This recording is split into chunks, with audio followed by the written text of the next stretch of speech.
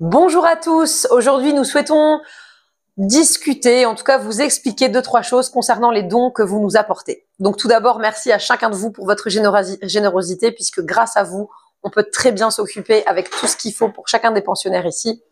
Néanmoins, nous avons remarqué que parfois, certains dons ne sont pas forcément utiles. Je boirais bien quelque chose. Ah, t'as besoin de quelque chose, Laurent? Mais un verre d'eau, peut-être? J'ai soif. Un petit Virgin Morito. Un café? Un verre d'eau? Oui, de l'eau, oui. Ok, bah tiens. Et qu'est-ce que tu veux que je fasse avec ça? Ah, ça, tu te débrouilles. Nous comprenons que vous avez cœur à aider et évidemment, c'est pourquoi nous souhaitons clarifier quels types de dons sont utiles et ce qui ne l'est pas forcément ou qui en tout cas n'est pas bénéfique pour les pensionnaires ici.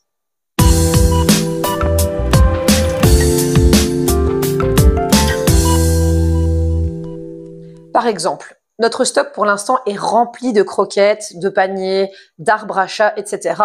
Et beaucoup, en tout cas la plupart des pensionnaires ici, sont allergiques à certains types de croquettes ou aux croquettes au bœuf.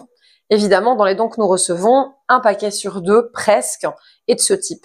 Sachez que, évidemment, quand ça arrive ici, nous ne pouvons pas les utiliser pour nos pensionnaires. Évidemment, c'est bien redispatché, on partage avec des refuges amis et on aide des gens qui sont dans le besoin, mais ça évite, si vous ne les amenez pas, de devoir les stocker, les ranger, etc., etc. Donc, les croquettes de ce type, on va plutôt éviter. Donc, dans le doute, vous nous posez la question, vous nous envoyez un petit message ou vous vous référez aux publications.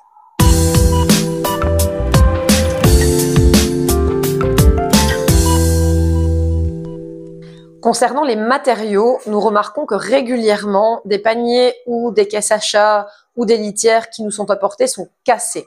Sachez que tout ce qui est plastique dur ne peut malheureusement pas être jeté dans nos poubelles tout venant ici sur le site. Donc, on doit se rendre à la déchetterie. Enfin, voilà. Ça prend énormément de temps de devoir réceptionner ces dons, les sélectionner, aller les porter. Donc, vérifiez s'il vous plaît l'état des choses que vous nous apportez et sachez que en matériel, pour l'instant, en tout cas, nous ne manquons de pas grand-chose. Donc, dans le doute, vérifiez bien chez vous d'abord ou alors posez simplement la question à la personne qui est à l'accueil.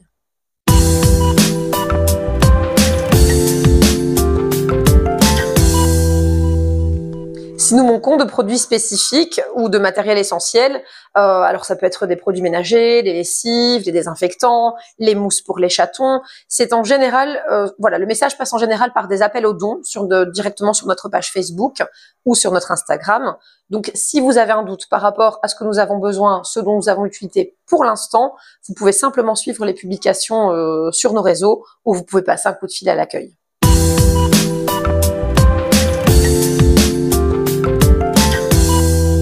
Voilà, ce petit éclaircissement, mais nous souhaitions quand même vraiment à remercier chacun de vous pour le soutien et tous les dons que vous nous apportez.